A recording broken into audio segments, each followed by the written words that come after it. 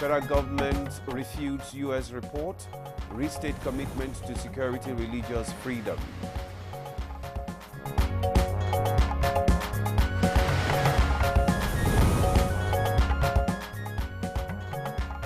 Support and intervention set to reach victims of recent Bokos violence in Jos, Plateau State.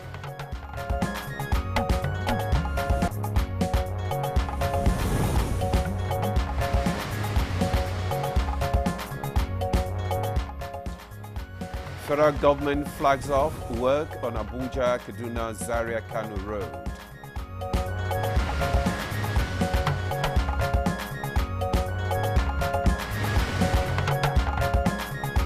And on Good Morning Nigeria today, we shall discuss U.S. tariffs and Nigeria's economy.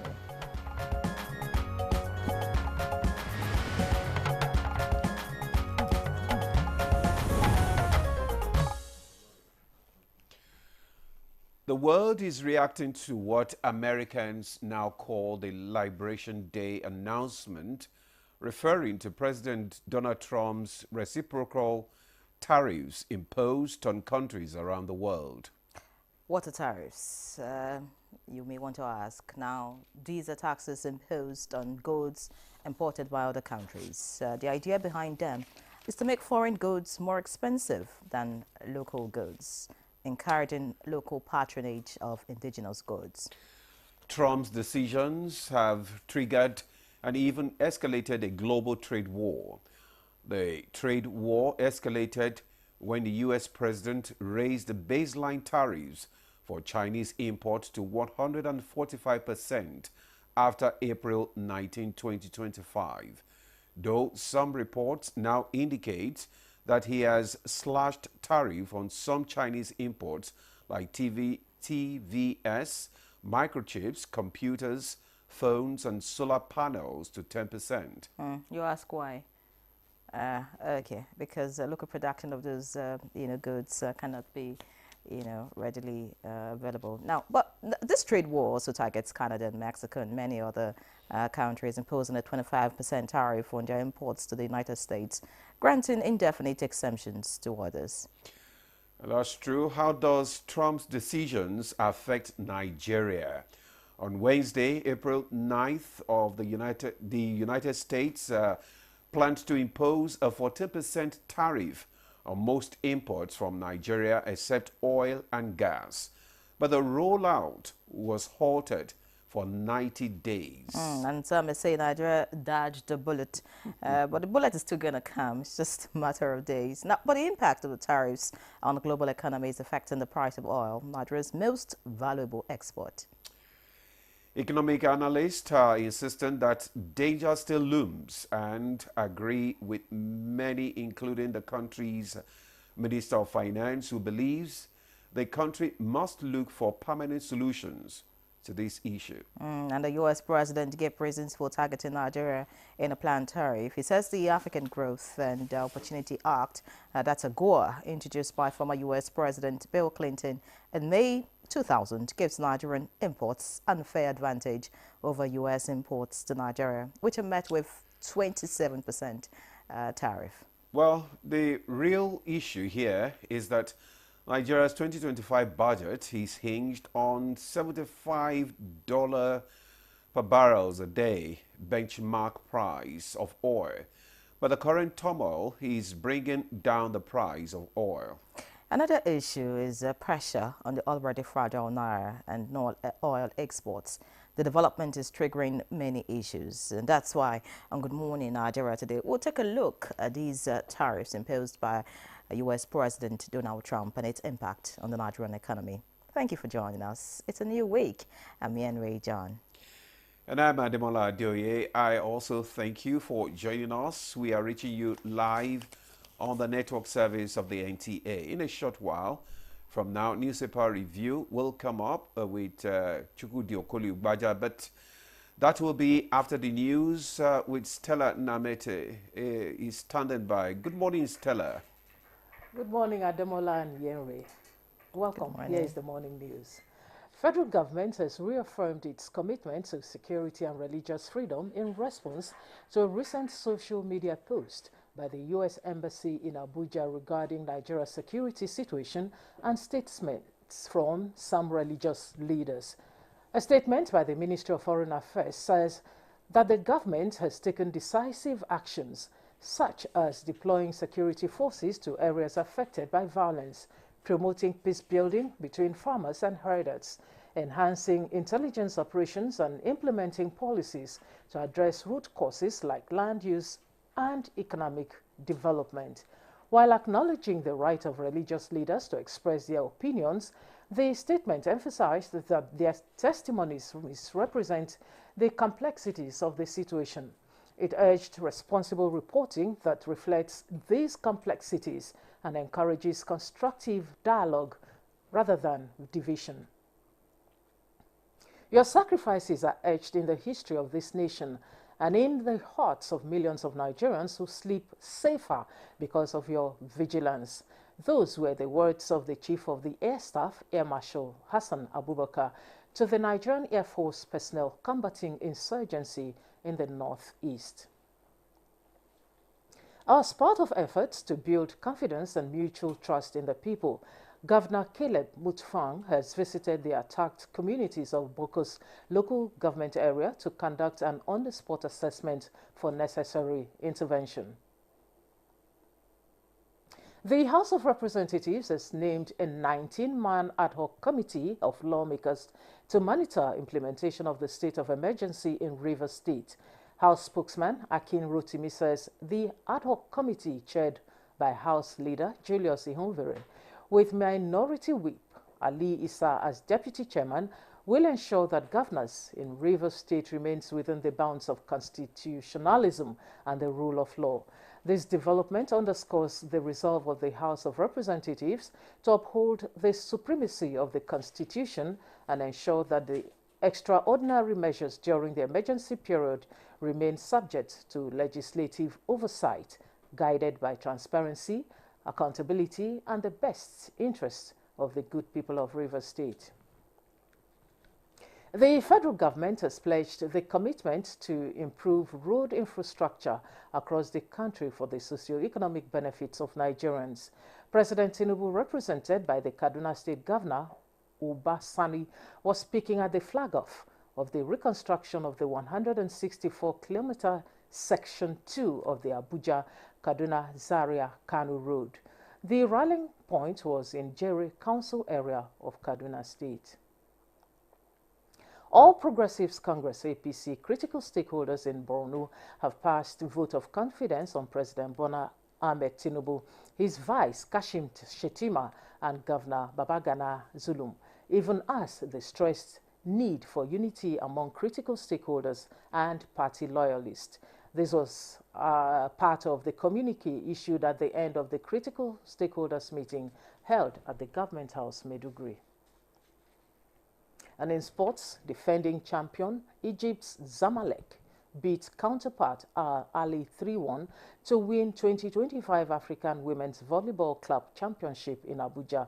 First Lady Oluremi Tinubu declared the Volleyball Club Championship closed. And that's the news for now. Good Morning Nigeria continues after the break with Yenre and Ademola.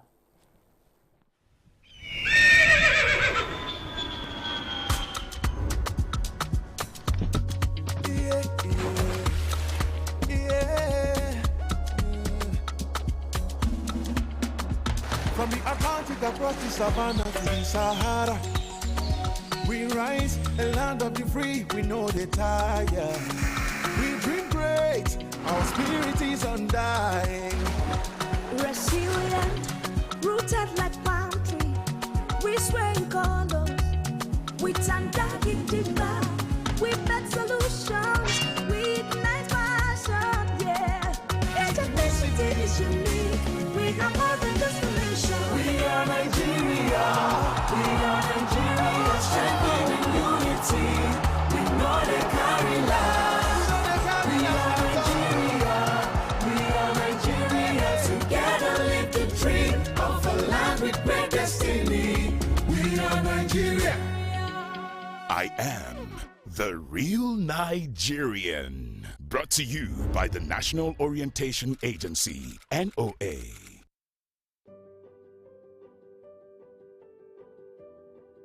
Have you heard the news? The federal government of Nigeria, through its direct benefit transfer program, has started the disbursement of 75,000 naira per household in 3 installments of 25,000, 25,000, 25,000 naira. Each recipient must have a validated national identification number, NIN, to receive the payment on behalf of their household members. To benefit, your household must be in the National Social Register of Poor and Vulnerable Households in Nigeria. The federal government's direct benefit transfer program is helping to reduce the effect of suffering while promoting financial and economic inclusion for the poor and vulnerable population in Nigeria. Afam Bogeneka, Ebim Nagara Dimawa Village, Abuja, Nazo Afeba. So Esom Nandi register na NSR government register with my NIN. So government we use ATM card. Nji we wete 25,000 naira 3 times. And ega hayam keta barumuru na dem. Eji megoro makamihe. Jikweru mehendozo. Thank you. This message is brought to you by the Federal Ministry of Information and National Orientation, Federal Ministry of Humanitarian Affairs and Poverty Reduction, in collaboration with the National Social Investment Programs Agency, National Social Safety Nets Coordinating Office, and the National Cash Transfer Office. The future belongs to the dreamers, to the doers, to those who are not afraid of the side hustle. It's for those who are ready to turn their passion into something big. And to help keep you revitalized and inspired, Top Tea is with you every step of the way. You are made for more. Find your inspiration. Top Tea, big round bags of flavor. Hi. You don't know when you have bacteria breath, and bacteria may be the cause of it. Don't let bacteria breath get all the attention. Use Close-Up with antibacterial zinc. Close-Up helps get rid of bacteria breath. We are live in the open market for Apic 10X Challenge. My people, today I will show you how the power of new Apic 10X gives your toilet a better cleaning than bleach. Than bleach? Yes, so. Impossible. Toilets have stains which bleach cannot clean effectively. But Apic is thicker and sticks better, which gives 10X better cleaning versus bleach and kills germs. Oh, wow. You can now see that Apic is better than bleach. All right, now time for newspaper review.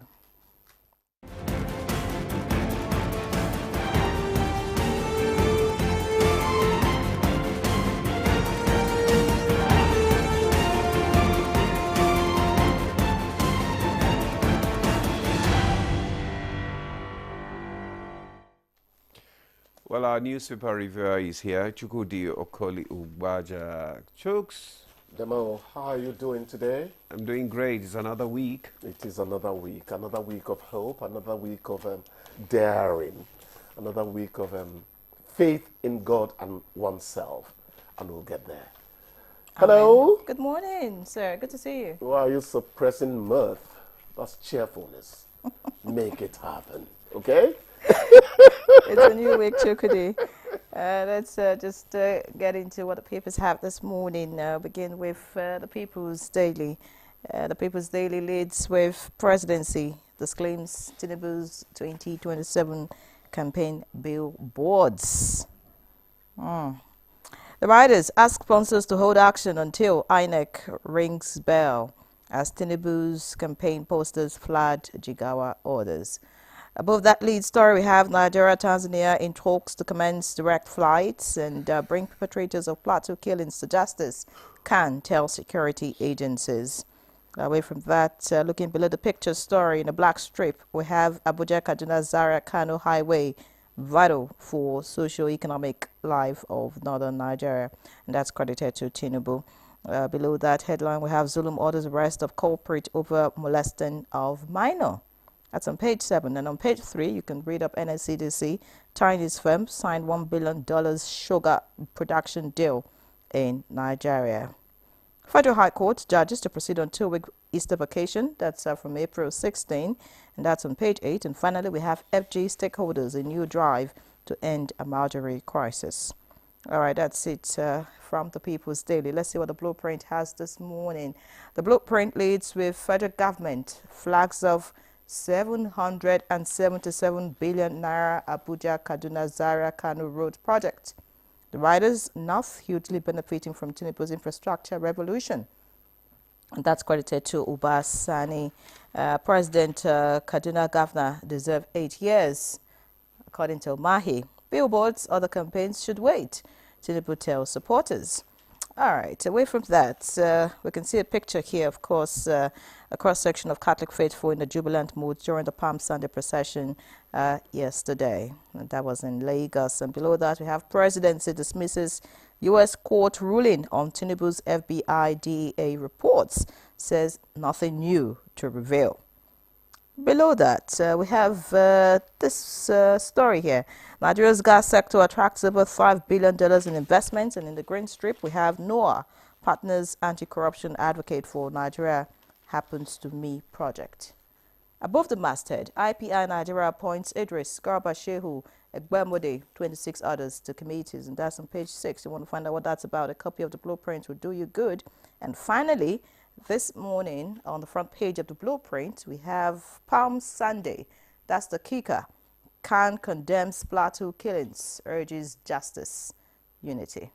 Demola. Okay, I have the leadership newspaper. Just above the nameplate, we have Khan condemns Plateau killings, calls for unity. Details on page 8. Nothing new about FBI DEA report, presidency. Details on page 7.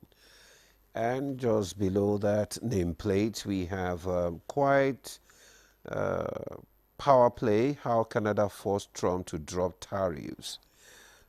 Details of that story can be found on page 7. Bandits set mosque ablaze in Zamfara, reprisal attack. Details on page 7. Ahead of 2027, Atiku Tambuwa El Rufai-led coalition infiltrate Niger Delta. And leads support of agreed stakeholders. Presidency dismisses coalition's antics, says Tinubu. Shetima focusing on governance. Details of that story can be found on page 4. NAS asked to reject bloggers' regulation bill. Details of that story can be found on page 6. Governor Yusuf resolved Kano graduate certificate crisis. Page 7. Lawyer justified Imo CJ's appointment. Details on page 30. Presidency disowns 2027 campaign billboards. Details of that story can be found on page 6. Chooks. The debate about these politicians who are getting into the Niger Delta, why the choice of the word infiltrate? Have they become bandits and insurgents or something? Isn't there such a thing as the right word? Why not they step into Niger Delta or converge on Niger Delta? Infiltrate. That's the way it sounds. It rankles somewhere. Anyhow, nothing new in FBI DEA records on drug case. That's coming from the presidency. Actually, I saw Buala on television yesterday. You know, the anchor person there was asking him questions concerning it. And he, as he rightly said, there is actually nothing new. Some of the things being said have been said pre the election and all that. What may be new is the renewal of interest by the U.S. authorities, not Nigerian authorities, till maybe the politicians in the opposition drag it onto our shores. Tinubu has been elected president of Nigeria. What Nigerians expect from him now is good governance. Fine, I'm not saying that if something happens there and something that taints his image is dropped there, that we won't say, hey, why would our president do that? But what concerns Nigerians now is good governance coming from the presidency. And let the case run. We'll see where it goes. But let us not be distracted by things that should not distract us. That's the point I'm making. I'm not defending anybody. Yes. Now, you took up something on the can, decrying. I don't like that word. It sounds archaic. Condemns. Condemns. Yes, Condemns. Yes, putting a frown on what happened on In the plateau. Plateau. And I say, who wouldn't? The problem in this country is that there is this almost lifelong mutual suspicion among groups in Nigeria. It's not just Nigeria, it's an African thing. I keep talking about it. And at the end of the day, you find out that tribe is the common denominator of all these things. And you say, what is it the Yoruba man has from a psychophysiological point of view that the Igbo man does not have? That which divides us has been created by human beings. That which unites us has been created by God. Why don't we tend to ride with that creed? I talked about the Just Matter. I was GM of a TV station way back in time, at the height of the crisis. I actually had to go to a place to report a story. And one of my lines was, these animals must be wondering where their owners have gone to. That was my stand-up, piece to camera. Because the sheep and goats were roaming, their owners have run into the hills. And you ask yourself, when is this going to come to an end? Is it forever? If dialogue usually ends crisis in the world, why don't men engage it early enough? Why the carnage? Why are we so short-sighted as humans? It pains me. In my time there were stories of children being thrown into wells. Please, this is morning television. Let's not, I like your point of view, and that was the same point I was trying to make before we started the program. That we should actually channel our efforts to ensure that some of all these, killings stop. Not looking for how to support victims or families at the end of the day. That energy should be channeled to stopping the killings in the first place. That way, because when you support the victims, does it bring back the loved ones that have passed on? Does it change some of the things that would have gone wrong in the lives of some of these families? Well, some rehabilitation usually happens when calamity drops. But just as you said, preemptive measures are better than reactive measures.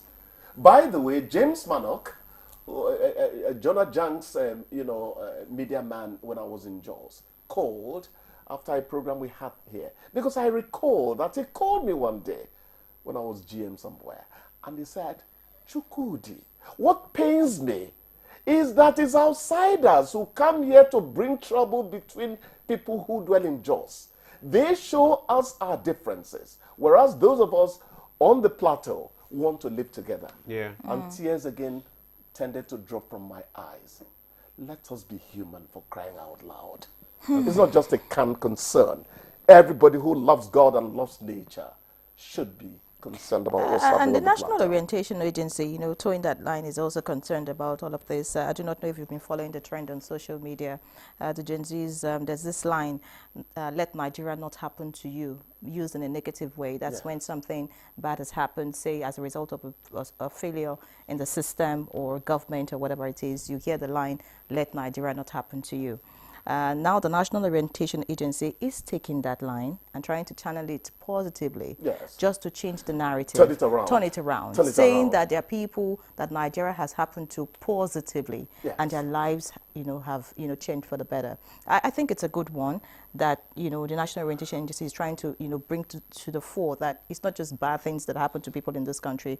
There are people who have benefited, people who have, been able to thrive, who have excelled as a result of being Nigerians. That's it. And a part of the system. You remember the other time we were talking about the huge achievement of the promo maker, broadcaster really, Mike Nwachukwu. He had so many of them on Radio Rivers 2, FM Stereo, Port Harcourt. One of them was, if you do good, you do for yourself. If you do bad, now you sabi. If you do bad, now you go take your head, carry am. Where are those jingles? What are the avenues by which we are molding our youths? And what kind of message are we giving to them? The other time I said the youth corps members were supposed to have received the minimum wage first. I didn't say it because I don't want Ademola to get his minimum wage. I said it because they are stepping into society. You want to arm them with the right psyche about their nation. These are some of the things. I've stopped saying, where is the NOA? A lot can go into reminding us what we owe one another in this country. Exactly. And you know, there's something that a positive energy does to you. It brings positivity.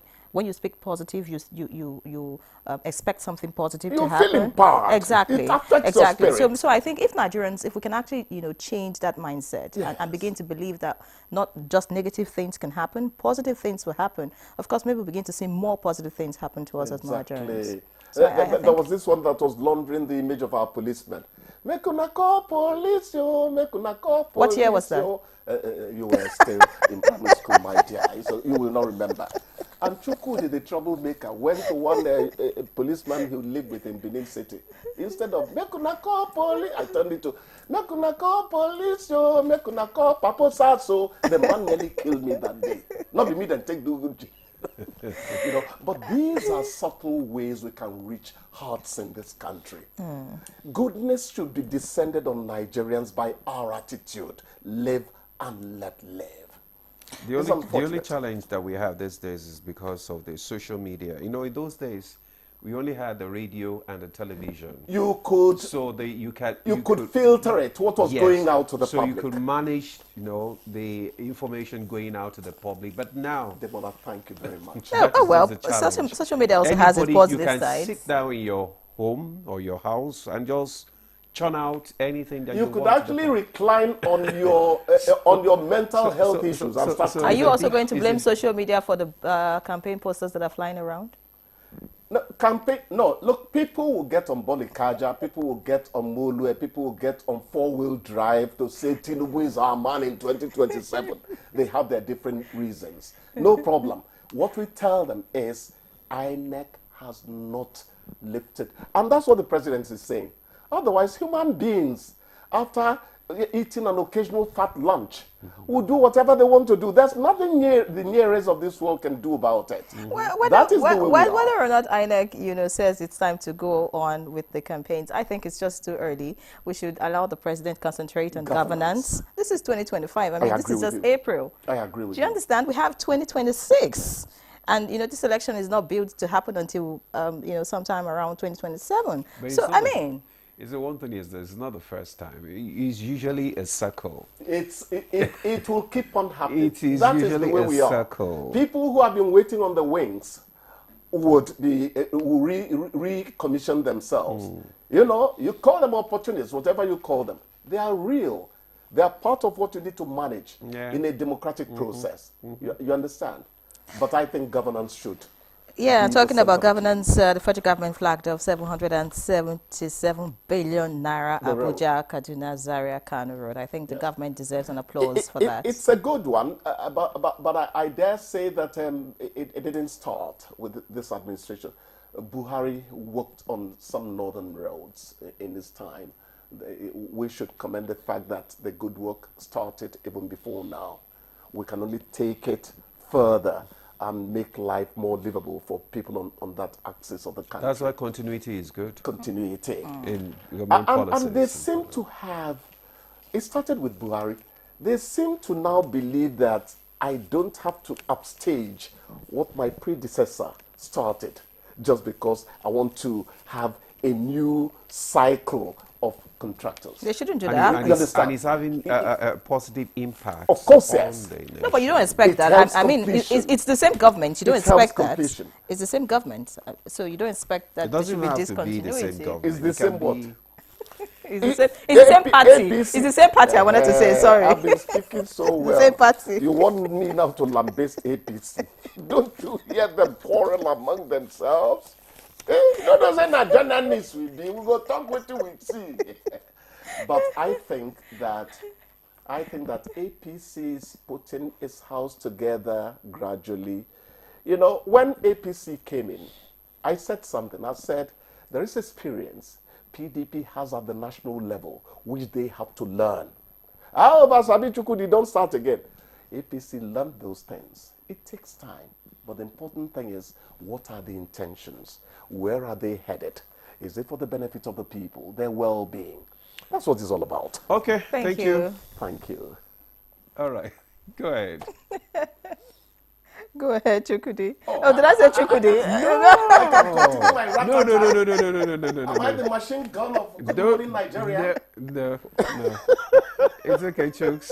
We'll take a break now. Good Morning Nigeria continues. Stay with us. The Nigerian national flag represents our country's history, culture, and identity. It was designed in 1959. The colors are Emerald Green 2.0, which represents agriculture, and Immaculate White represents unity and peace. Know how to handle our flag. Illuminate the environment or don't fly the flag overnight. Do not fly a dirty or tattered flag. Take such flag to the nearest National Orientation Agency office for proper disposal and replacement. The national flag can only be flown at half-mast on the directive of the federal government. The national flag must be flown at the same or higher height when displayed alongside other flags. Don't burn or allow the national flag to fall on the ground. Do not print, decorate, modify, or insert the coat of arms on the flag. Our national heroes are not buried with the flag. They are honored by presenting it to their next of kin during internment. Respect our national flag. Be a real Nigerian. This message was brought to you by the National Orientation Agency, NOA.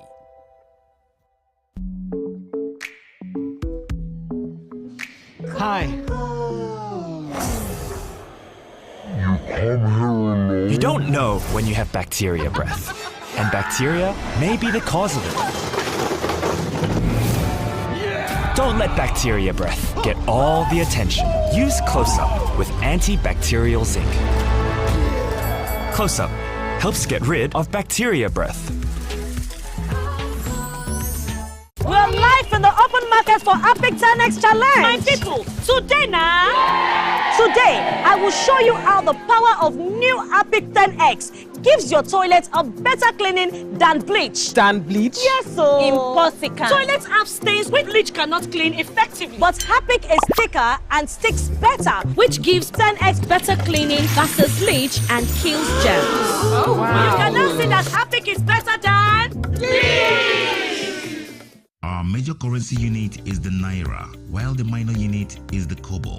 They are both in notes and coins. The Naira is more than just a medium of exchange. It bears the images of our heroes. So, stop abusing the Naira. It is a criminal offense to spray the Naira at events. Stop stepping on the Naira. It's not your enemy. Do not squeeze, ruffle, or write on the Naira. Handling the Naira with dirty or oily hands can deface the Naira. Love the Naira as you love yourself. Be a real Nigerian. Do not abuse the Naira. Nigeria is perched on the treasure trove of solid minerals. Gold, coal, tantalum, tin. But none is more critical to our future or the world's future like lithium. Let's talk about illegal mining operations. What is our strategy?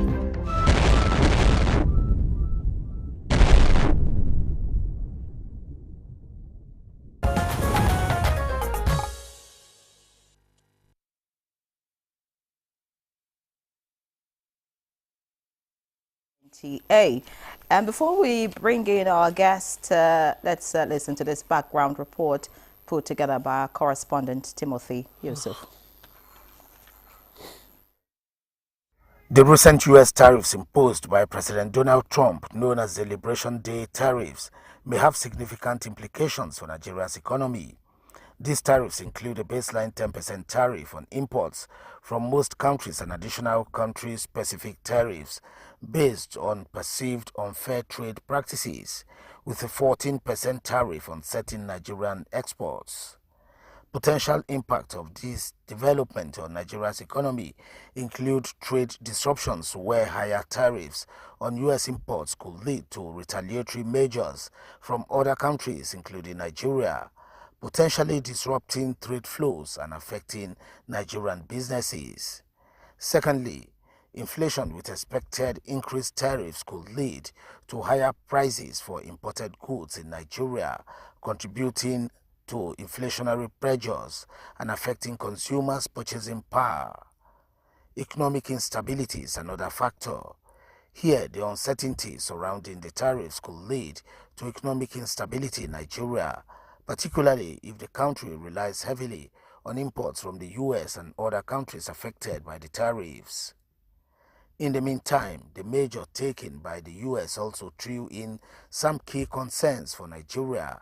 They include export-oriented industries, where Nigeria's export-oriented industries such as agriculture may face challenges due to potential retaliatory tariffs from the U.S. or other countries.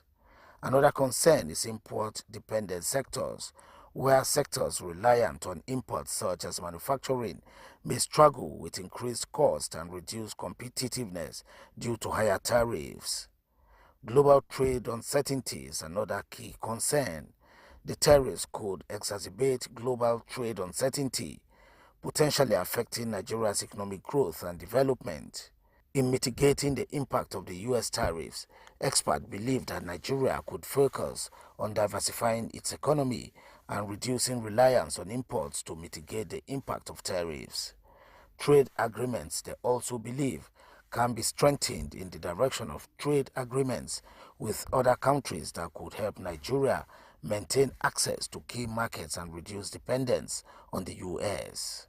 Economic resilience is another area by building through prudent macroeconomic policies and investing in human capital geared towards helping Nigeria navigate the challenges posed by the tariffs. In the meantime, the federal government has constituted a committee to review the effects of international tariff regimes and shifts in global commodity prices. The Economic Management Team, chaired by Minister of Finance and Coordinating Minister of the Economy, Wale Edun, inaugurated the subcommittee to handle the assignment, sparked by U.S. imposition of a 14% tariff on certain Nigerian exports. Come along with us on Good Morning Nigeria with details from our array of discussants. Thank you very much, Timothy Yusuf, for that background report. And we already have our guests seated in the studio. And just let me introduce our first guest here, Ambassador Bolaji Akinremi.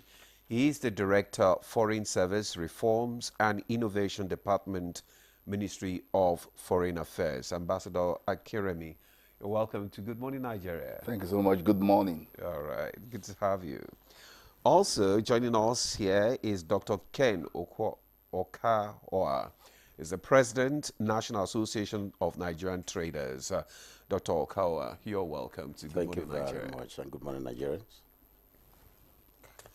All right, also joining us for the conversation via Zoom all the way from Lagos is Dr. Muda Yusuf, CEO, Center for the Promotion of Private Enterprise and former DG LCCI. Many thanks for joining us. Thank you very much. Good morning. All right, good morning. So let's look at these U.S. tariffs, which the U.S. government has said that the aim is to address trade imbalance, promote domestic manufacturing, and assert economic sovereignty. Ambassador Akinremi, what's your take on these tariffs? Let's have your view on it. Yeah, thank you so much. Well, trades are usually instrument of foreign policy and take care of local needs. So it takes care of two things. So U.S. under President Trump is what is rather surprising to people since 2017, when President Trump first came to power, was that this was without consultation and disregard for even those who are traditional partners and allies of the United States. Trade, as we have seen now, and as is within, has become a weapon. in the hand to emphasize his position for America first. But we must know that there is no country is an island. And no matter how powerful you are, you need others. But you see, this is psychological. It's trying to really demoralize people to the extent that they will submit. You know, so those who put him in power are quite happy because this is what they wanted him to do. We must understand the local politics in America, and we must know that America always wants to assert itself as #1 country. But the entire world now have to rise up to it. And this is also, it's not just a warning, but I think it's a wake-up call for nations like Nigeria, who are giants in their own right, but who have been punching below belt. So that from this moment, we know that there might continue to be Trumps coming in different parts of the world. Everybody for himself, God for us all. So we are in the era of realism in international relations. And this goes not just into trade, but into every aspect. So when you go cap in hand and you continue your loose and very dynamic relations and domestic policy, this is what you have. You go into panic mood, and your people are going to become second-class citizens. This is now time for Nigeria to stand its feet and become a trade hub for Africa, a trade hub for developing countries. A country of almost 250 million people cannot be treated shabbily and with so much potential. So this is the time now for us to realize that we have slept for so long. We need to wake up. We need to wake up not just by mouthing it, but by concrete. And this requires cooperation of citizens. The president is trying, because him being a businessman, has told the line of capitalism, and that means we have to do something to get something. Nothing venture, nothing gain. But while you are doing that, there is no country that is entirely and completely capitalism. You still have to support ventures by people. But this time we have to stop corruption. One of the bane of underdevelopment in Nigeria is that money allocated for purposes are never used for it. All right, Ambassador, of course, we'd hear your views on all of that and, you know, how we can actually wake up, you know, like you have said. Many thanks for your opening comments on this particular issue. Very striking very striking statement that you made. Everybody for himself, God for us all. And it looks like that's the position Nigeria must, you know, really take seriously. Now time to get to Dr. Okoha. First and foremost, I'd like to hear your impression, you know, when the announcement was made first.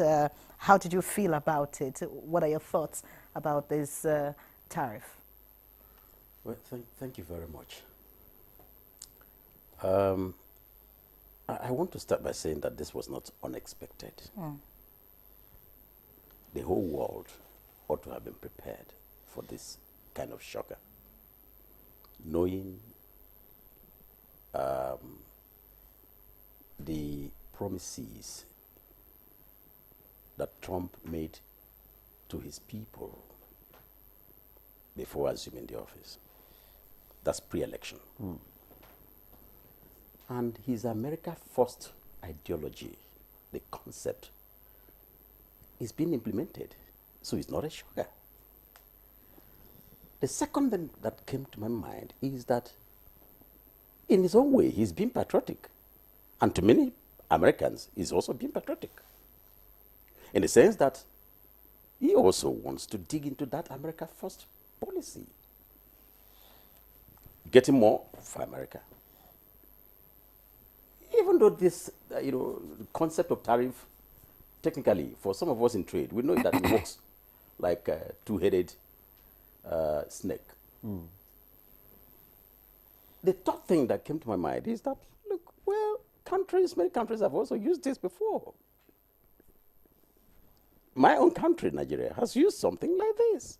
It may not have been tariff, but a kind of non-tariff destabilization. I'm sure you know that for close to 2 years, Nigeria closed her borders against other West African countries. No consultation, nothing, not following the rules, the ECOWAS rules. Some of us supported, actually, that you needed something like this, but you needed to also go within, along the processes enshrined within the ECOWAS protocol. And that was not done. And, well, government at that time, government of Nigeria, that slammed that border closure, told us that it did it for Nigeria first. And this is exactly what Trump is doing. Even though it also backfired on us. Because investments were lost. Whose investments? Nigeria's own investments. In trade, in transportation, in the banking sector, financial sector, and all of that. Investments were lost. Today, where is the report? Who tells us what happened? What were the implications? What are the consequences? We do not know. So, it's not alien. Number 4, rather, is that tariff is allowed even at the multilateral level where all of us belong, at the WTO. And one of the rules of the WTO says that you can use this as an instrument to regulate your economy. Yes. It's allowed. You can also use it in another frame to regulate investments. Some countries use it to bring in investors who are hitherto exporting into their country. And then they will tell you, okay, we want you right now to relocate and come in here so that you don't meet tariff again. But I am looking at how prepared we are. Did we not envisage this? Within the context of all that we have been signing and where we belong and all the things that have been going on at the multilateral level, did we not envisage this? While we are negotiating AFCFTA and all of that, did we not envisage that this will come at a time? And then if we did, are prepared? Are we? And of course, Trump has said, now, come on, I slap you, you wake up. And then suddenly he says, okay, pipe blow. For you, I'm not targeting you, but are we going to sleep? Good enough. During the introductory, remarks, the federal government has set up a committee. Okay. Thumbs up. But that's a bit late. Thumbs up. But that's a bit late. Number one, we ought to have had surveillance, economic surveillance, tilted towards trade by now. 2, we ought to have had buffer that will protect our non-oil exports, which has for some time now been on a kind of gradual increase. Courtesy of AGOA, the African Growth and Opportunity Act. For over 25 years, we also need to ask ourselves, what have we as a country gained? AGOA provided and provides free duty, tariff-free exports. How prepared have we been? What have we gained? Is it now that tariff, 14% tariff or 10% was announced, that everybody now starts hustling about that? What have you been doing for 25 years, I ask? Let me shock you. Ethiopia, as a country, has been under ban on AGOA since 2020 because of human rights related issues. Of course, you and I know. America said no. Under human rights processes, you are therefore banned, excluded from AGOA. But Ethiopia sat up. They foresaw what was coming up. And they looked at the sector that will give them what they want. And that sector is textile and apparel. Ethiopia now started preparing, even before the coming of Trump. And they targeted 27% of that they're going to get the 27% of all AGOA on textiles. And they've been doing that. So they are under tariff. We are not under tariff. We are tariff free. But they have planned this. As I speak to you today, Kenya, Lesotho, Madagascar, I'm mentioning all of these countries. Go and check your records. Egypt, Tunisia, Morocco, Ghana, and Ethiopia. These are countries, 8 of them have had these committee set up at technical level, at steering high level, meeting on the consequences of this tariff. Just 2 days, some of them 2 days after the tariff was announced. Where have we been? What have we done? I know the beauty of what all of these things also present is to show us our vulnerability. You don't have a national carrier that will move your goods straight. I move my goods today to the United States. It will go through Ethiopian airline and it will slip over in Addis Ababa. When they like, they will send it. If this is perishable items, of course, non-oil, majority of them are agro-based. And I can mention cashew. These are non-oil exports that have been doing well over time now. Lead product. You have, some of these processed food items that Nigerian women are now doing, and the markets are doing well over there. So these items are vulnerable. Their shelf lives are very low, short. And so, for Ethiopia, for South Africa, for Egypt, for Morocco, for Tunisia, all of these countries, Kenya, they have national carriers that will move the export immediately, cargo straight. Under that one day, 24 hours, their goods are there. Okay. All right. Thank you so much for your opening remarks there, Dr. Okwaya. Let's go to bring in Dr.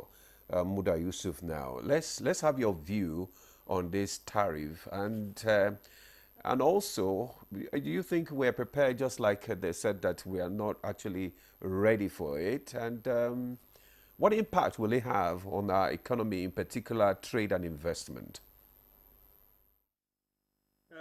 Thank you very much, and good morning once again to the ambassador and my friend Ken Ukoha.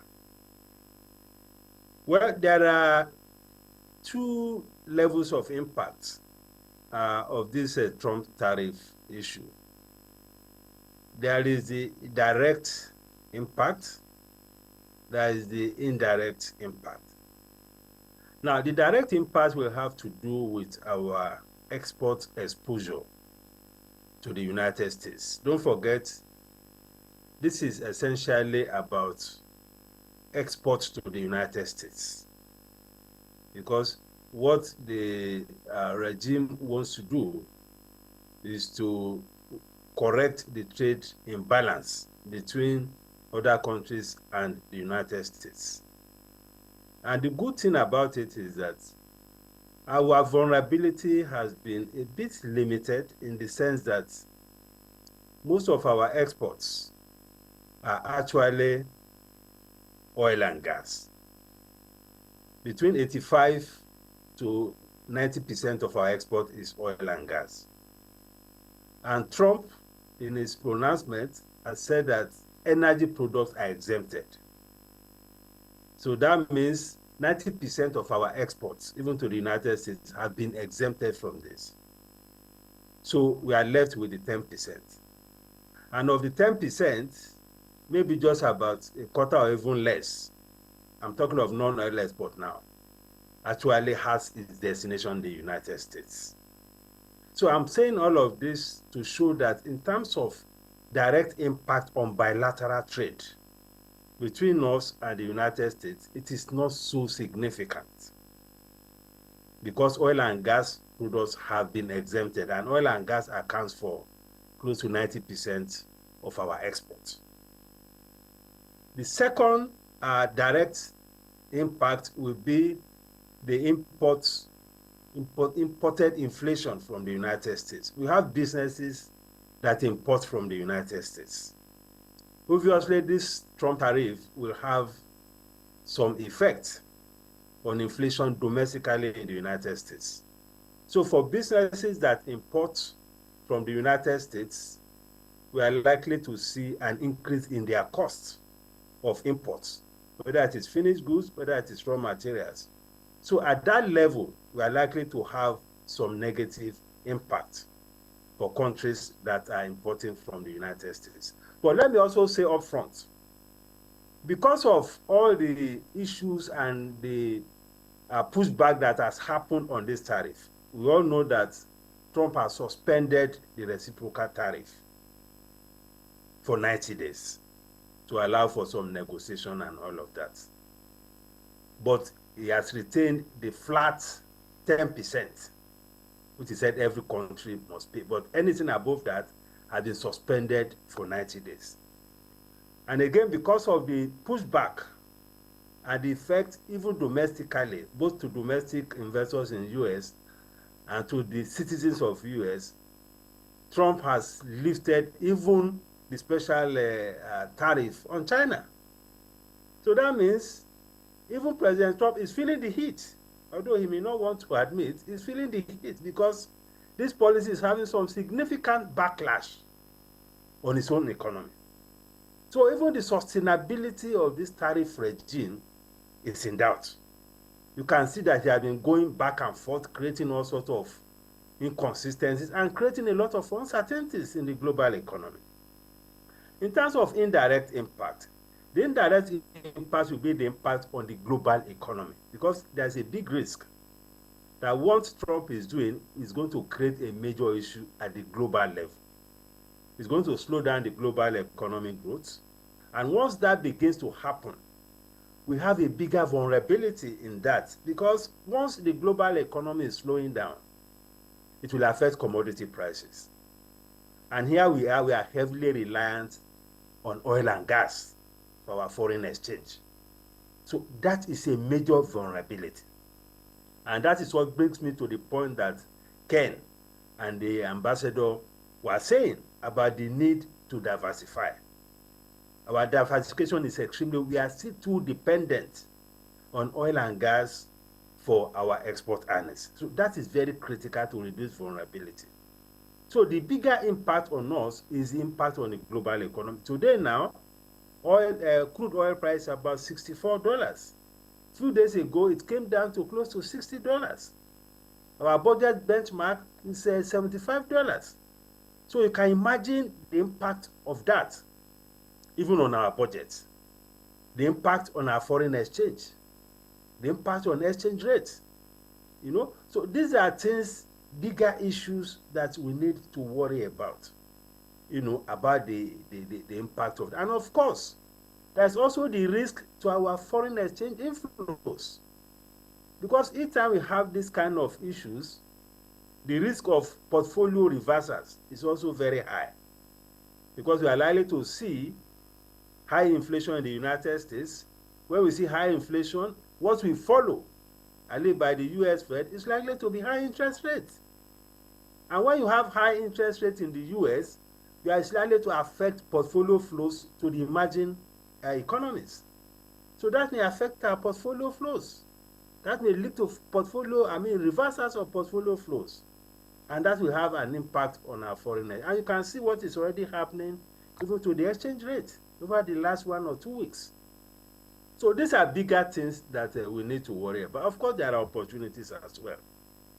Because this situation will create opportunities for new markets, to create opportunities for new trade. People are now beginning to lose confidence in relationship with the US, which of course is the largest economy on the continent. So there may be new opportunities now for our investors, you know, to have, you know, more partners with better conditions, you know, in China, in Asia, in different parts of the world. So it's also an opportunity for us to double down on our efforts on domestic trade within the continent. I'm talking of the AFTA. Because it's a lesson for us to look more inward so that within the continent we can do a lot more to strengthen trade within the continent, which of course we have been doing, but we have not been moving fast enough. So these are some of the views that I have, perspectives on what is happening with this Trump tariff.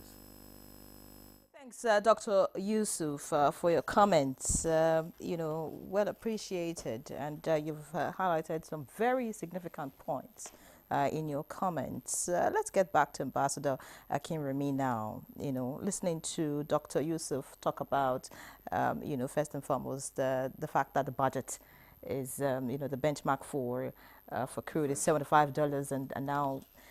What do you think Nigeria can do in the immediate? I'm just thinking because, this is, besides the long-term impact of this, there's the short-term impact, that we're already feeling at the moment. What do you think Nigeria can do in the immediate, to be able to, deal with this, just so that we're stable, we're not shaken, by all of this?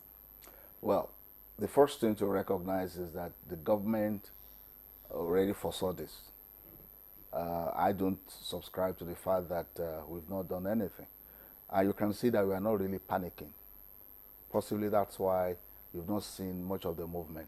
You see, for things like this, emergency arrangement don't work because it requires a long time for those things to fester and for them to blossom. Whether you set up a committee now, it will not stop what Ministry of Industry, Trade and Investment is doing, because they have the role in this. It will not stop what Foreign Affairs is doing in terms of negotiation. And this is the time for us to push for fairer deals for developing countries. And this we are doing. We also need to increase our role in the WTO or in trade governance. Because, yes, we have a Nigerian as the DG, but that doesn't really represent us enough. We need to increase our voice now. Fourthly, we need to continue diversifying, just as we're doing. But you see, in terms of energy, the YSA government probably started this with Dangote in our continent and what it has started doing. The shock wasn't so much. So we have to give that credit to the successive government that have encouraged this type of production in Nigeria. But more importantly at this time, we have to get to the grassroots. You see, and we have to standardize our product. We couldn't take great advantage of AGOA because a lot of the goods were being rejected. But I think Standards Organization now has come up to realize this, and all of these are being packaged very well. We need a concerted effort. We need to work within ourselves to know that this is our goal. This is what we are targeting. The private sector, and I'm very happy this morning to be on this show with practitioners, I would say. The two of them are well known for the roles they have played. Now, we are the part of regulator, and at the same time, we are activists. Activists in the sense that we are the ones that are in the forefront, either in those trade organizations or those international organizations where negotiations take place. So, but now we need to coordinate. We need to know, the direction we're going. Like when we were negotiating after, there was this agreement between Manufacturers Association of Nigeria and the government side, and we have to step down. We almost lost that, what's supposed to be our area, because we didn't quite move at the right time.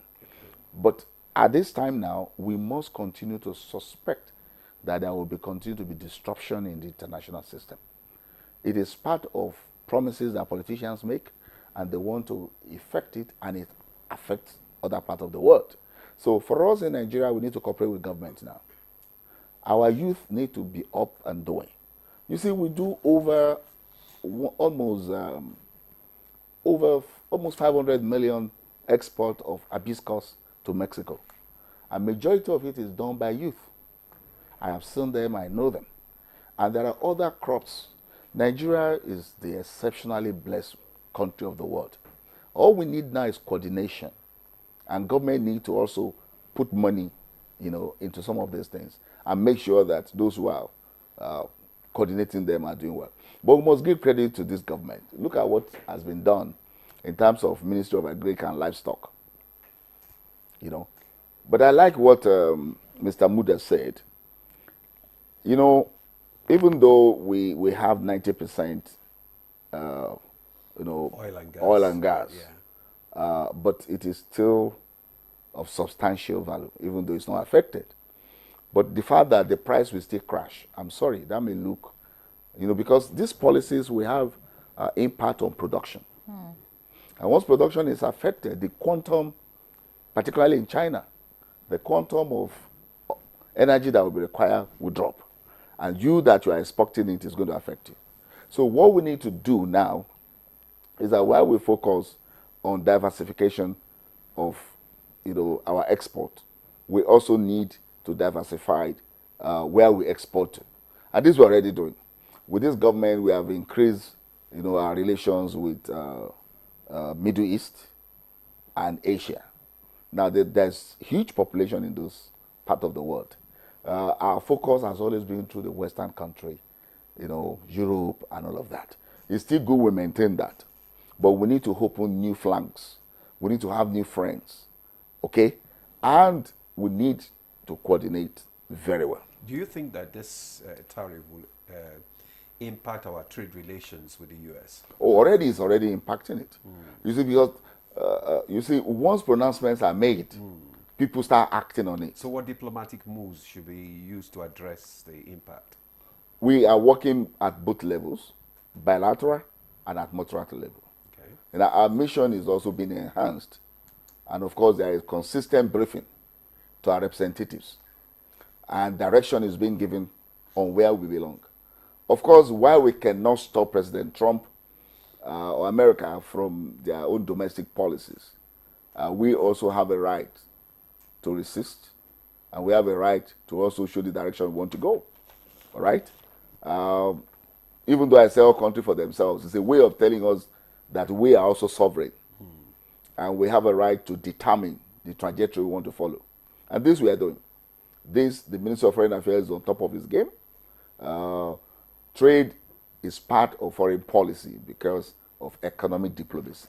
All right, many thanks, Ambassador Akinremi. Let's get to Dr. Okoha now. Listening to Dr. Yusuf earlier, he was talking about the fact that this would open other vistas, other markets. People will begin to look away from the U.S. and look at how they can, relate with other markets in terms of trade. For Nigeria, do you really think that there are other markets we can begin to look at, outside of the U.S.? I'm just thinking, is it possible for many African countries to do without the U.S.? And for Nigeria specifically, what other opportunities do you think we should be looking out for at this point? All right. I strongly believe that the market space is so wide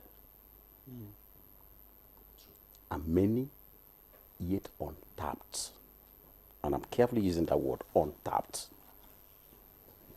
And I want to give you an instance. Last 2 years, we set up a modern abattoir, a modern meat factory here in Abuja. Of course, many people do not know. I own that place. And then the Arab countries, UAE, Saudi Arabia, they came visiting the Ministry of Trade and Investment. Okay. Also went to the Ministry of Agriculture. Now, they wanted about, Saudi Arabia wanted about 7,000 halal slaughtered goats daily. Daily, 7,000. They came to a meat factory. And we said, we don't have the capacity to do 7,000 on a daily basis. Our capacity is about 500. Where did they go to? It was a big issue. The ministry said, okay, we will see how to support you to expand, since this is the only modern meat factory that has been identified in Nigeria. And till today, we have not gotten any discussion over this. And these people are writing regularly. Now, it shows you the level of market opening out there. Oman also came in to the show. Now, but let's get back to where we are. Within us, surrounding us, West Africa is made up of 15 member countries and now 12. Because 3 have, exited. Well, but if you look at the tabulation of the population market share, West Africa is about 466.6 million people. United States current population is about 346 million. Within West Africa, which is our next door neighbor here, back door. It's a bigger market. Very huge market, but dominated by foreign elements. What are we doing? Charity, they say, begins at home. What have we done to conquer those markets? What has government done? I'm sorry, I'm being a bit. No, go ahead. To also create some surveillance mechanism that identifies sectors that we should win. These are things. Because it is that surveillance that will help the private sector to say, this is where my arrow, the dart of export, will hit. That's number one. Number two, strategically, we've been talking since, in fact, I did in 1989, when I was writing a thesis on regional integration and regional law.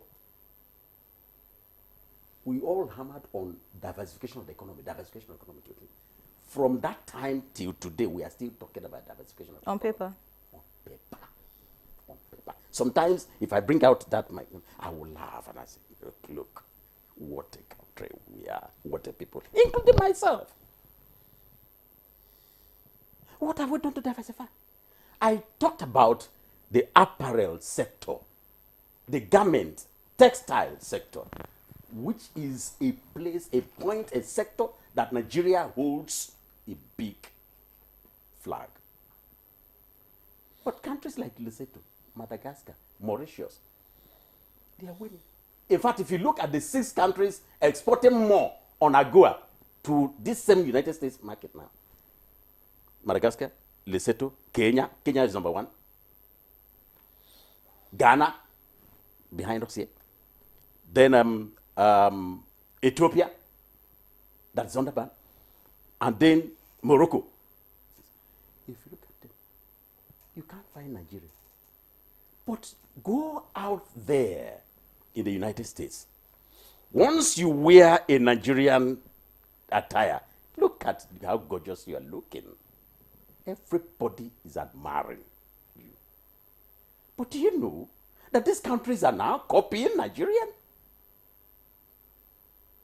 styles and taking over a market that belonged naturally, traditionally to us? What a shame. You know why? Because the environment is quite conducive for them. Let me look at 2 areas that we need to also explore. One is the area of power when we're looking at diversification. 2 is the area of transportation when we want to diversify. I don't see why, if you look at it today, I was talking with a friend yesterday. I said, look, the rail sector that the previous administration started with, and we felt, yes, this will boom trade, the distribution of this thing appears to have been abandoned. And we're looking at bogus going into, I don't want to go into that politics, but look at what we can do for ourselves. We had some remedies. Number 1, let's also have a parliament that looks away a bit from politics and discusses economy. It will help us. Number 2, let's also look at states Not everything should be on the government, on federal government shoulder. States are there. The Aba is in a state. Newi is in a state. Onitsha is in a state. Lagos is in a state. Ibadan is in a state. Kano is in a state. I am mentioning these productive, highly productive areas where, if care is not taken, jobs are going to be lost, courtesy of indirect effects of the tariff. And we shouldn't also sit down now because the thing has been waived for 30 days. No, it is even a time to jolt yourself, propel yourself to action. And I think also that we must begin to look beyond the committee that has been set up by the federal government. What is going to happen between the committee and the technical side and the practical side of history, which looks at the private sector, who are supposed to be the purveyors, the implementers of whatever the outcome is? There should be that kind of interministerial coordination, number one, and then public-private sector collaboration to hit the bull's eye. And this is where we can now begin to make gains in other markets beyond America. Thank you very much, Dr. Ken, for your contribution there. Let's bring in Dr. Muda Yusuf now. Dr. Muda Yusuf, we're looking at other options now, available for Nigeria besides the U.S. market. And how can we create, opportunities, to channel our exports so as to help our country's economy? Well, Dr. Ken Ukoha had elaborated extensively on that, and I agree with him fully. You see, export is about competitiveness, just like any other business. And if you really want to make an impact, even if you have opportunities, just as he said, we had opportunities in AGOA, Africa Growth and Opportunities Act, since 2000. We are talking 25 years ago. It was under Bill Clinton that AGOA was put in place. And what AGOA meant was that all African countries were free to bring in their products to the United States, free of duty, no import duty at all. That was what AGOA was all about 25 years ago. As a country, we didn't have much to show. And just as Ken said, smaller countries like Mauritius, Ethiopia, some South Africa, Botswana, and all these other countries, Madagascar, took great advantage of it. We didn't take advantage because of competitiveness issues. Because exporters, like other domestic investors who are in production, are going through a lot in terms of competitiveness. And if you are not competitive, even if you have opportunities in the market, you cannot take advantage of the opportunities. So it's about competitiveness in price and competitiveness in quality. Those things are very critical and they are very fundamental. They are as well very fundamental even to all this talk about economic diversification. You can see now that it is more profitable to operate in the services sector than to operate in the production sector. Go and look at the financial statements of operators in all these different sectors. You will see a big difference. And yet we need to build this capacity for production. That is what Trump is suffering now. That's what the United States is suffering. But it's an illusion to think that you can change that overnight. You can't. It's a process, it's a journey, it's a marathon.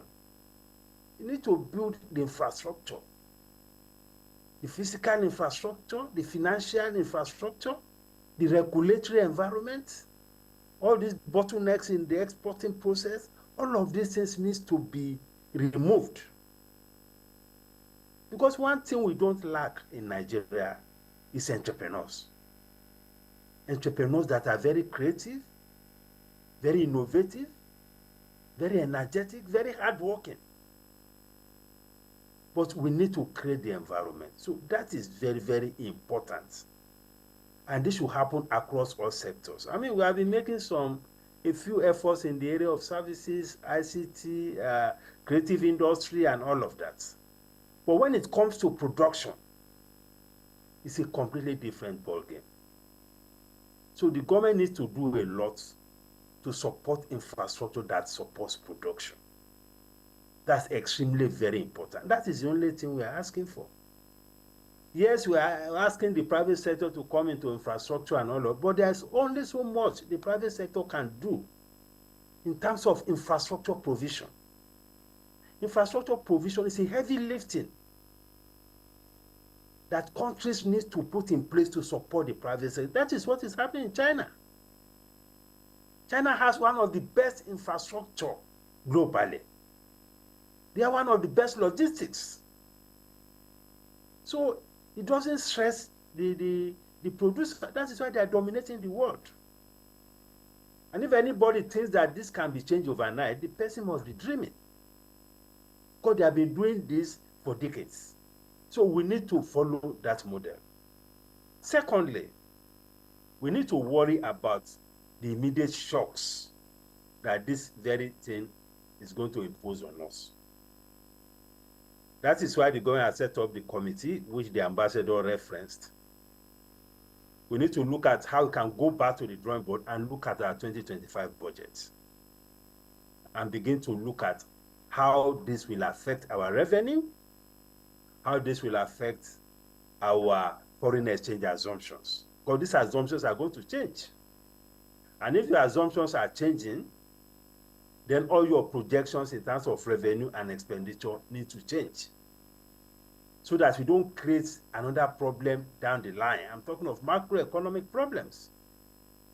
Problem of high deficit, problem of another high inflation rate, problem of volatility in the currency. So both the central bank and the fiscal authorities, of course, needs to be engaging very seriously now, because we need to be very proactive so that we don't have this kind of shocks. Then thirdly, it's about proper economic integration. ECOWAS has been in place since 1975. That's about 50 years. How much progress have we made? Many of the economic blocs that are doing well today, many of them came decades after we set up ECOWAS. But as we speak, and just as what Ken said, we are still struggling with proper integration framework, even at the level of ECOWAS. And if you don't get it right at the regional level, you'll have to struggle to get it right with the African Continental Free Trade Area.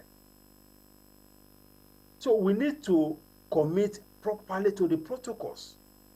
As I'm talking to you now, if you talk to exporters who are exporting within the sub-region, in spite of all this free trade thing that is on paper, in spite of all this ETL, that's trade liberalization scheme that allows you to move your product once it is registered under the scheme freely, exporters are facing a lot of problems at Benin Republic, at Togo, a lot of levies, they call it transit levy, security levy, all sorts of levies. Sometimes up to close to 5 million, 10 million per container. These things are frustrating economic integration. So the leaders in the sub-region should also commit to proper integration. And the political leaders, even on the continent, you can see that we are not moving as fast as we should move. with respect to the African Continental Free Trade Area. It's extremely very slow. Of course, we have done some symbolic exports under the Guided Trade Initiative. We export some containers of, well, few containers of some goods and all of that. There was a lot of celebration around it. But after that, what has happened? You know, so we need to commit a lot more to remove obstacles to trade within the sub-region at the continental level, and this is a political thing. We are not taking it seriously enough, and that is why there is so much violation of the protocols with impunity. There are some goods now that cannot go to Benin Republic. For instance, cement. They will tell you that, no, we don't want you to come and create problems for our industries here who are producing cement. This is in spite of the protocols that we have signed. So please, ambassadors should also help us in this, to communicate with the right authorities to ensure that at the regional level, there is better commitment to the protocols that we sign, so that the protocols are not just academic. So let me there, so that, thank you. Ambassador wants to respond to you, but I'm sure that will be after the break. But I want to stay with you quickly. You talk about immediate shocks. You talk about the effect on revenue and foreign exchange assumptions and all of that. Can you speak to us about how this situation will affect the cost of living in Nigeria, particularly for low-income households?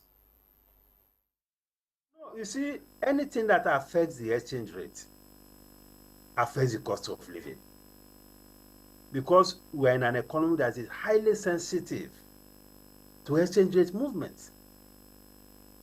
In the last few weeks, exchange rate has moved from 1,550 and so on. It's now over 1,600.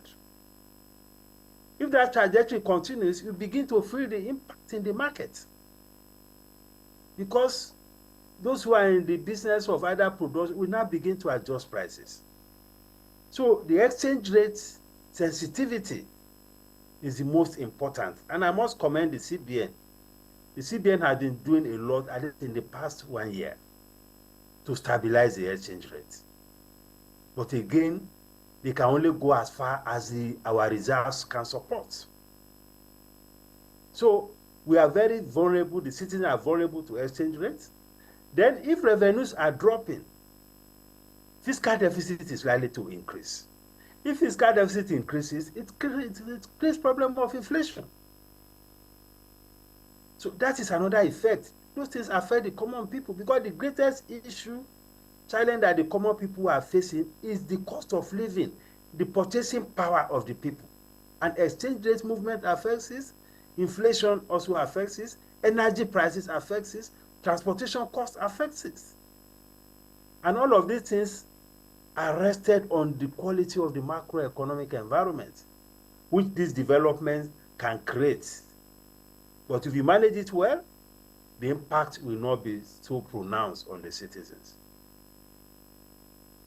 Okay, thank you, Dr. Muda Yusuf. We'll take a break now. When we come back, Ambassador Akeremi will respond to some of the issues raised by Dr. Yusuf. Stay with us.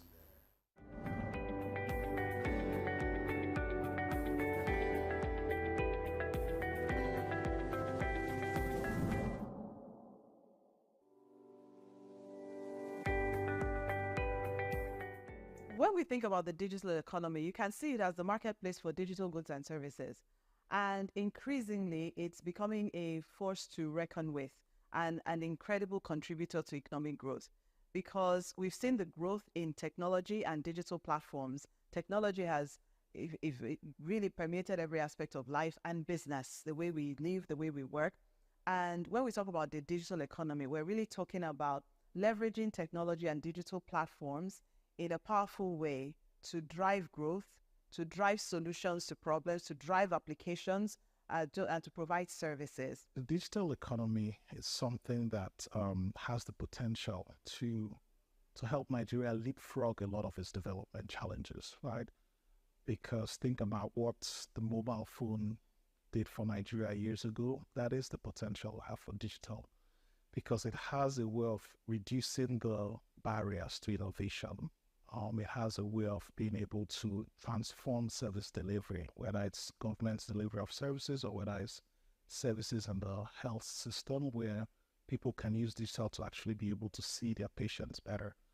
But it takes a lot to realize that potential of digital. The first thing is like every other thing, there's an infrastructure you have to build to be able to make sure that digital economy can thrive. Think of something like, capturing that happens in Nigeria, right? Where you capture, people's biometric when they go for a driver's license, when they go for passports, and each of those are separate things. Largely a system where you're able to streamline that and actually have a platform that exchange biometric information that makes it easier for people to access passports, easier for people to register to vote. But today it's very tough, right? But those are basic infrastructure that needs to be invested in. A lot of it is through government and private sector collaborations to make it happen. If we're looking to accelerate growth in the Nigerian space, we really need to look at enabling the digital economy. That includes providing digital infrastructure, connectivity, because that's the highway, like the highway that everything rides on.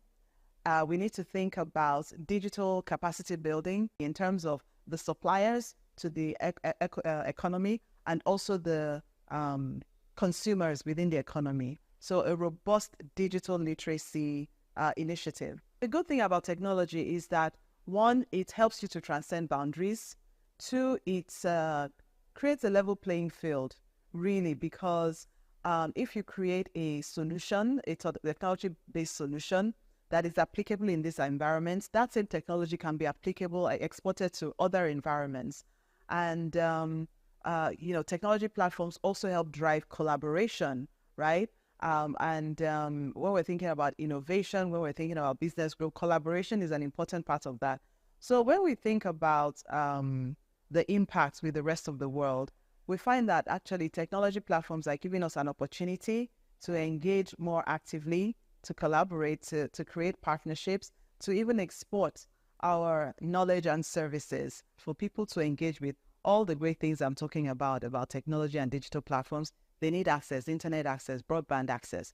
So we need to make sure that access is more available and affordable for the average user. The most important thing is to think about where you want to go as a country and actually what type of policies are going to help get you there. There are examples of countries who've been able to transform using digital, for example. There are very clear things those countries did to be able to make it happen. So a lot of this, the pathway to be able to solve these problems are not mysterious, right? It takes courage of the policymakers to be able to understudy some of these things and bring in the policies that work to be able to help them.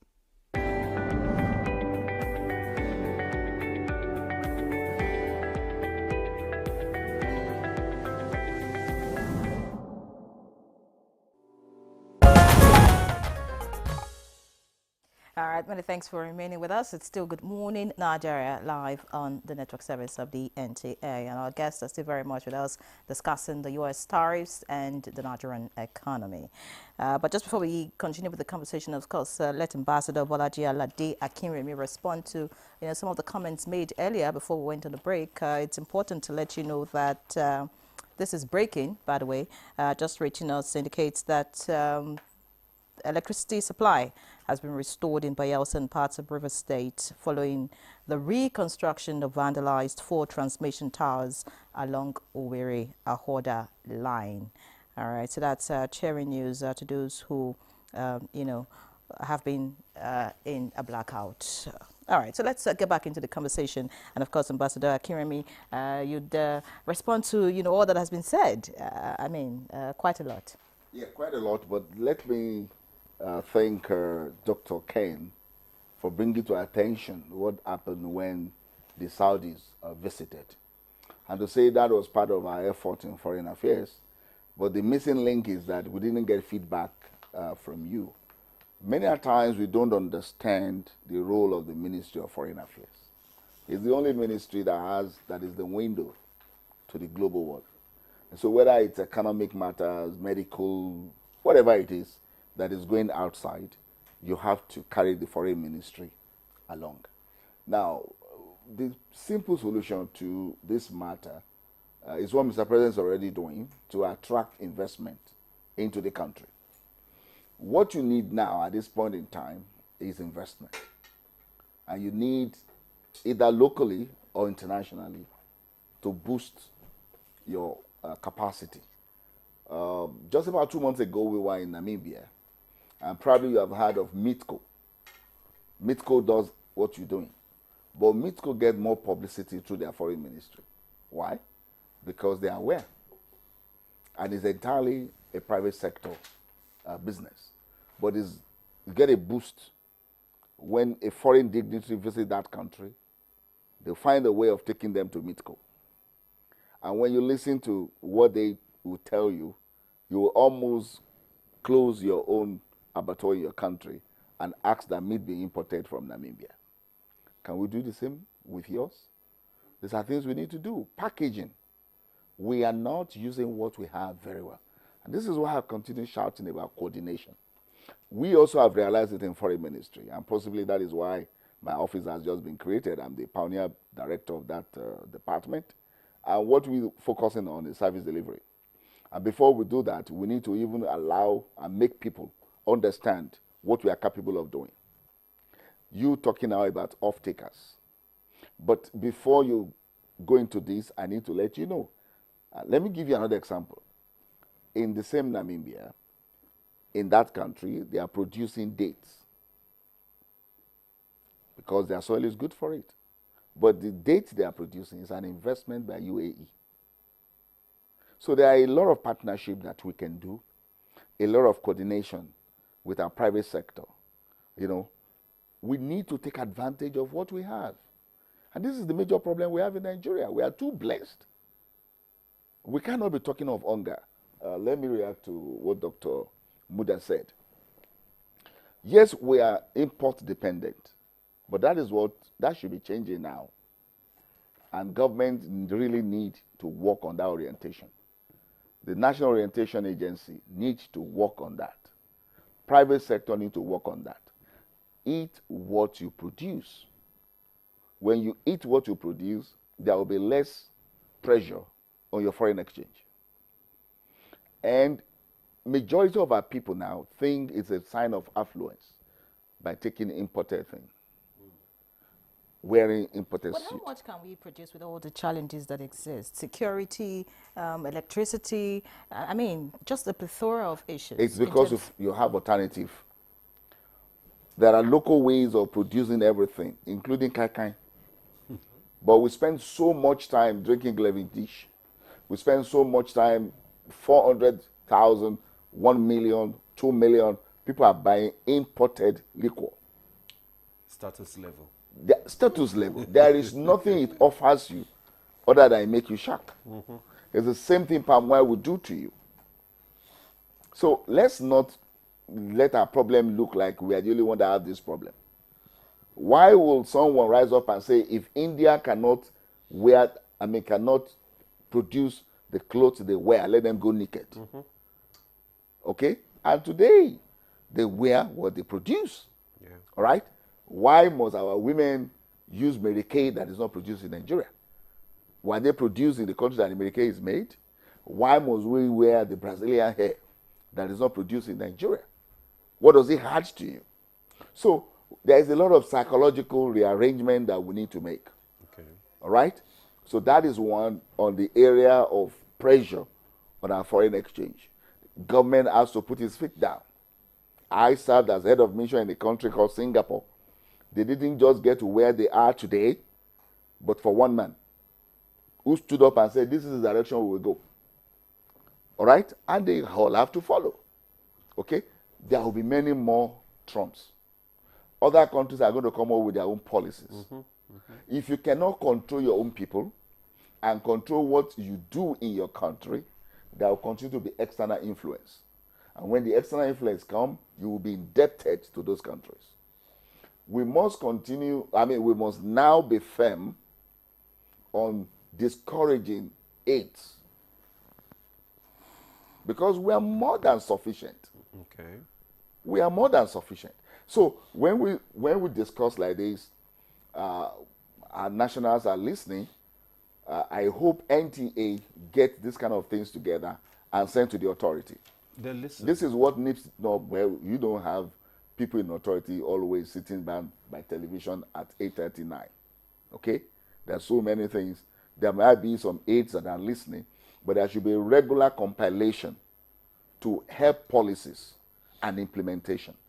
You see, in the area of implementation, we are seriously lagging behind. And that's why we are where we are. So what we need to do now is that as NTA is doing this, you disburse this to the concerned MDAs and private sector. At the show on so date, these were the area that we think concerns your MDA. Can you consider them for consideration?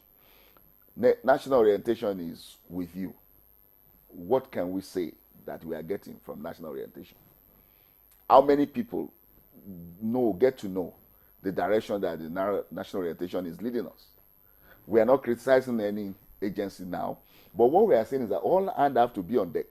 Sometimes we think trade or tariffs is only for the people in charge of the economy. No, it's for everybody. We have to change that mentality. We have to change that orientation. And there is no way you can build something on nothing. So when government says, I am putting this down in terms of funding, this is the reason why I'm doing it. And this is the result I expect at the end of the day. And we are monitoring. This is possible. It's done elsewhere. Okay. So all the questions they have raised. No, he said something about the ETLS, that Yes, is the ECOWAS trade liberalization scheme, and there is need for it to be retuned to remove all the obstacles that are hindering, this free trade. It is still part of lack of coordination. Yeah. He has said something very great by saying that a trailer is paying up to 5 million. Yeah. Now, as part of what will be coming under reforms and innovation in the Ministry of Foreign Affairs, will be what we call complaints and compliance. These are things that we are doing quietly, but we need to promote now. Because we don't receive this, we don't know how to challenge our interlocutor. Okay? When we shut down our borders, which Dr. Ken referred to, very interesting. It was, the government might not have consulted them, but there were intelligence that led into that. Okay? So we need our populace to feed us back. We need businesses to feed back government. And foreign affairs may not look to you as part of the component, but it is the major ones we are dealing with other countries. Don't you have feedback mechanism in your industry? But we cannot be going to every trader to say, what are you suffering? They have a coordination body, okay? There is NASIMA for them. There is NIPS, NIPSI for small industrialist Nigeria. There is OPS, Organized Private Sector. They have to coordinate all of these things. And I'm saying categorically here that this has not been upgraded, that has not been escalated to our level. Okay. All right? So if we need to call a national meeting on some of these things that we are suffering to tie up the loose end, why not? Okay. And I'm challenging NTA to do this so that we can all be together on fighting this, because no particular harm can do it alone, whether the private sector or the government or even banks. Okay, many thanks, Ambassador. Let me ask Dr. Ken now.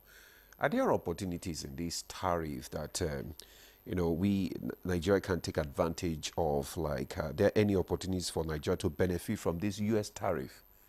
Do you see any advantage at all? Ordinarily, there ought to have been opportunities. It may not be advantages, opportunities. Because when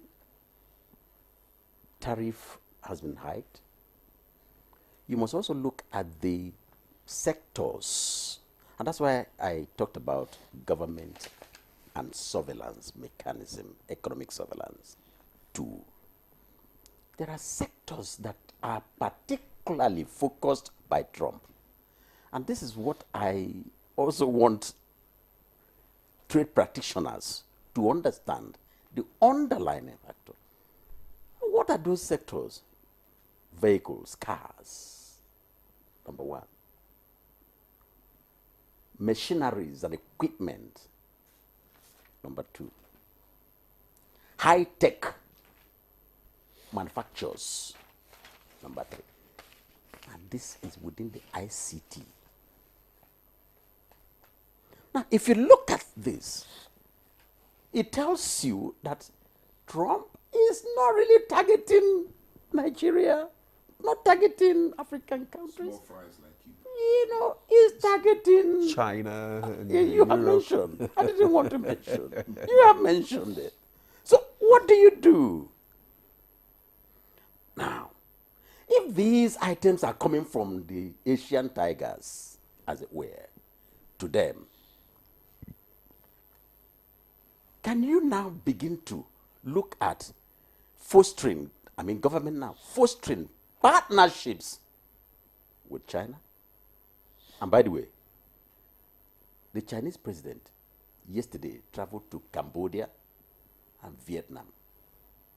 Some of us monitor these things just to get the direction. Why did he go there? The tariff meant for Cambodia and Vietnam is not as high as that of China. So there could be re-exportation from these countries. This is wisdom.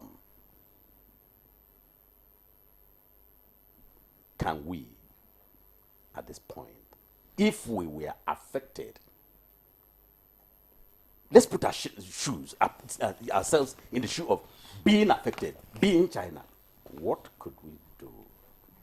Why don't we not begin to look at fostering those kind of relationships indirectly, and then using the opportunity to enter the Chinese market, the American market, then EU market, which is right there, and then having discussions with kind of partnerships that will now draw their factories into here.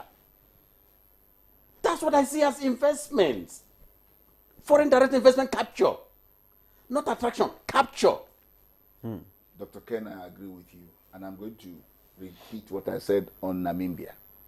I said date, right? Dabino is now being exported by Namibia. But it is the investment. It is the investment of UAE. So what Dr. Ken is saying is that re-export is what they do in UAE. Okay. And this is why we are also having, and I must give you an information here. That's why we are having all these negotiations with these countries. Okay. But like I said, we need collaboration and information from the private sector. And we need them to also be part of our negotiating team. Do you invite them when you are having these issues? You see, we cannot be inviting individuals. But the association. The associations. And you know, the organized private sector are 5 arms. I'm not sure whether the Traders Association operates under NASIMA or under what is called NASI, which is small industrialist. Okay? I don't know precisely, but that's why I said we will. But we can also put them on our mailing list, all right? Very vibrant president like this, we can do that. But let us not forget that contiguity is very important. It's very easy for China to go to Cambodia. Most of the investment in Vietnam were from South Korea, all right? Nigeria has to answer its name. You cannot be called the giant of Africa without really being giant in policies and implementation. Those ideas are in books, okay? But we need individuals, organizations, institutions to take them out and implement them. And government must not be overwhelmed. All right. Yeah, government must not be overwhelmed. Fine point. And, that leads me to my next question as we begin to round off this conversation. And, of course, I'd like Dr. Yusuf to respond to this. We've been talking about what government can do, and all that. But what can the private sector do, in all of this, just so that we can adapt to this tariff and promote economic growth? Well, for the private sector is ever ready. We have one of the best crop of entrepreneurs globally. We are always looking for opportunities. What the private sector is seeking is the removal of these barriers and the creation of the right environment for them to be able to grow and contribute more to the economy better than what they are doing now. The reality is that an economy gets the kind of investors that it deserves. It is the environment you create that will determine the kind of investment that you will get.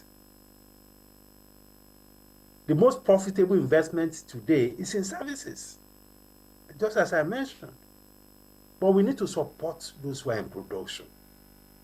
How are you going to compete, for instance? You are borrowing in the bank at 30% interest rate. What kind of production do you want to do? Even for you to access the domestic market is an issue. Because Asian products, Chinese products have dominated the market. So much so that domestic investors are struggling. So the private sector is ever ready. The Nigerian private sector is, and I must also make this point. You must have some deliberate policy framework to support indigenous private sector. Because it's one thing to, look at our manufacturing space. It's been taken over almost completely now by Asian investors. We have to be deliberate. Because these are investors that have support from their home countries. Some of them are coming here with funds of 0 interest rate from their home country to invest here in Nigeria. While our domestic indigenous entrepreneurs are borrowing at 30%. But I must acknowledge the government has been taking some steps now to better capitalize and improve our development finance institutions. Because there's no way you can get production to thrive if you ask industrialists to go to the commercial banks and be borrowing at 30%. It cannot work. Where are you going to sell the product? That's why many of the exports that we do that is non-knowledge, they are primary products. Because the cost of value addition is extremely very high. The cost of logistics is extremely very high. So there has to be that deliberate effort to ensure that we bring down the cost of production, the cost of financing. And I must also commend the government for bringing back the Bank of Agriculture. I'm told now, at least from what I read, I think about 150 billion has been earmarked. You also need to see a lot more role, a lot more, capitalization for Bank of Industry, Development Bank of Nigeria, and some funds for SMEs, because you cannot expose the real sector to the market environment, to the financial market that is operating under purely market principles. There has to be a moderation, there has to be a calibration of the way we also manage the financial system. So that for sectors that are vulnerable, we give them some concessionary window for financing. You can't borrow money now to go and say you want to either build a house. There's no mortgage system when interest rates are around 30%. Dr. Yusuf, because of time, really, we need to, end this conversation now. But of course, it's a continuous one, and I hope that we'll get to talk about it some other time on Good Morning Nigeria or some other programs that we have on the NTA. We do sincerely appreciate you for joining us. But I think I would like to take the last words from Ambassador Akinremi, just in 30 seconds. What will be your words to Nigerians? Arrest all these, NTA should arrest all these very cogent points that are being made by very That's to dynamic NTA, people. to Nigerians. Yes, and to Nigerians, they need to collaborate with their government to ensure that policies are being implemented the way they are designed and they play their own part. Okay, thank you, because the sir. citizens are needed. Thank you very Dr. much. Ken. 30 seconds. Just one thing. Yeah. Within this particular time, there is something urgent the Nigerian government would need to do. And the committee that is set up by the federal government would need to consider this very urgently. Because with what has happened now, China, Mexico, all of them. We're out of time. Yes, all of them will be looking for areas where they will dump their goods. We need to look at that very critically and see how to step that. Okay. All right. Thank you very mumuch, Ambassador Bolaji Alade Akinremi, Director of Foreign Service and Reforms and Innovation Department, Ministry of Foreign Affairs. Many thanks for being a guest. We do sincerely appreciate your insights. Of course, Dr. Ken Okoha, always a delight to have you, President, National Association of Nigerian Traders. Thank you so much for being our guest. And of course, Dr. Muda Yusuf, CEO, Center for the Promotion of Private Enterprise and former DG at the Lagos Chamber of Commerce and Industry. Thank you very much for sharing your thoughts with us this morning. We do appreciate you. It's time to go, but we want you to know that you can now share your comments and reactions with us through our phone line. It's been displayed on the screen, so you can, of course, copy that. And you can only send text messages. The number is 0816-968-8126. I'll take that again, 0816-968-8126.